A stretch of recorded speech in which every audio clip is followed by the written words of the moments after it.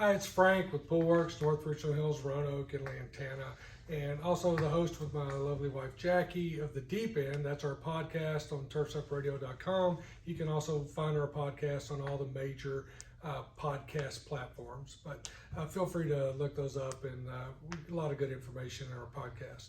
But today we're going to continue with part 2 of the basics of swimming pool maintenance. Part 1, we discussed circulation, how we want to turn the entire body of water. We want to eliminate dead spots in the pool, make sure that we have water getting in every little nook and cranny, and that's going to help our chemistry be much easier. Our sanitizers, it's going to be easier to maintain sanitizer levels and proper water balance with good water circulation and eliminate algae issues.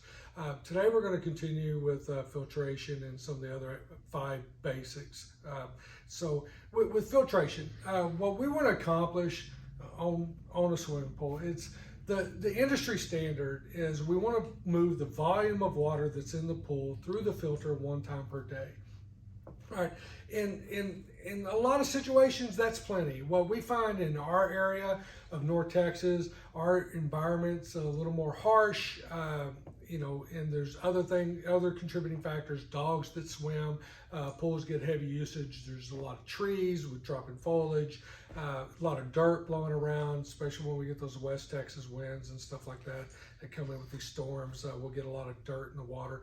But so 1 time a day doesn't really cut it for us. So what I like to recommend is 2 to 3 times the volume of that water in the pool moving through your filter 2 to 3 times per day.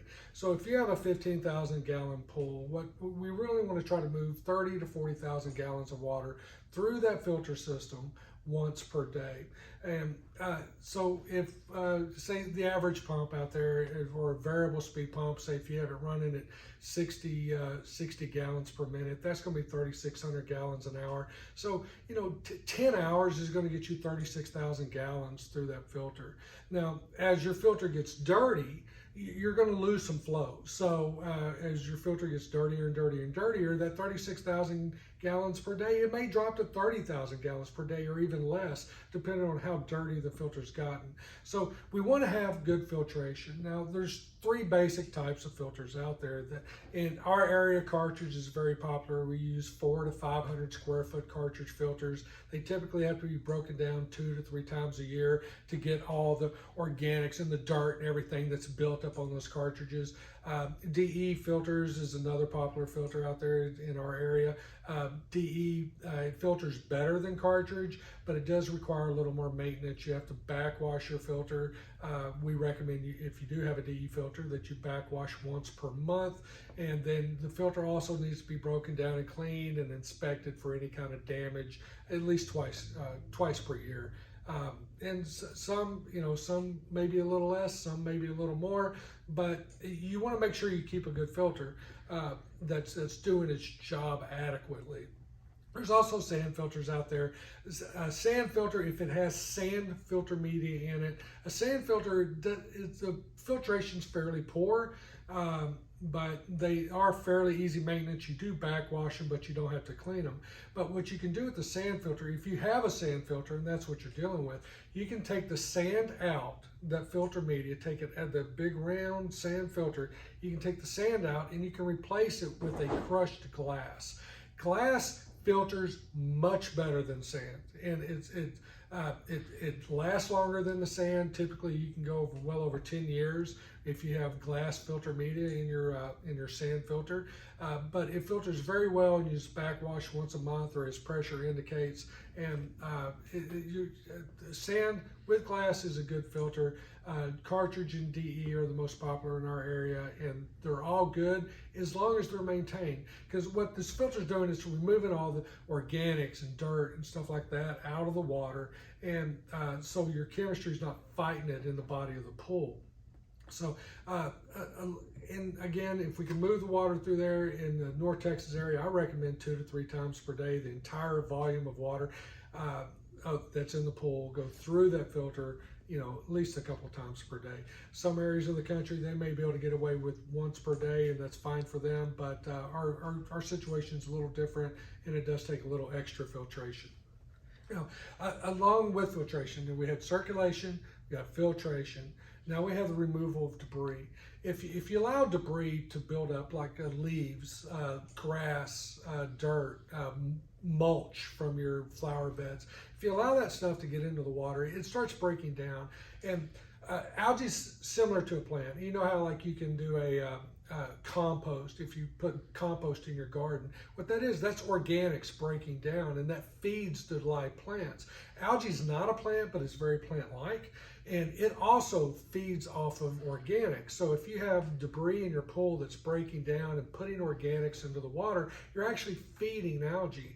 So you want to keep the pool clean. If you have a cleaner that operates well, or use a pole with a net, or whatever system you use to keep the debris out, you want to make sure that you do that so you're not creating problems for yourself.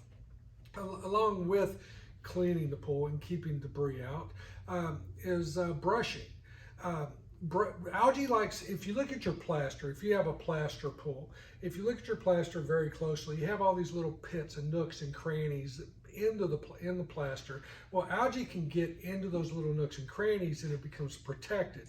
So even if we are circulating the water well, we got water coming around, if the algae gets in those little nooks and crannies, it can stay protected. So because algae doesn't like moving water, but if it gets in there and it's protected, it's going to have a good chance of living and surviving and multiplying, unless you use borates, because borates is going to keep that at bay. So that's why we brush. When we brush, and these bristles, they go down the wall. They get that stuff out of those little nooks and crannies, and it gets it into the water, so the algae can be attacked from all sides. Because algae does get a little bit of a protective layer on it, so you get it brushed out into the pool, and then your water chemistry can take care of it. And I know a lot of pools, you have these little nooks and crannies that are really hard to get into. That's where we found this guy. We started bringing these in, I don't know, 5-6 months ago, but there's bristles everywhere, so we can get back up in corners. It has bristles on the top, and the angle of the brush doesn't have to be just right for you to get a good brushing on it. But this is a 360 brush that we found, and we're really loving it. We especially like it when we have new plaster pools and we have to brush those well to make sure that we have a good finish. So we have the removal of debris, we have good filtration, now we're brushing. Now the last thing is water chemistry, and we'll probably pick that up on part 3 of this series. This is part 2. So keep an eye out, be looking for when we come out with our chemistry YouTube video, and enjoy your pool.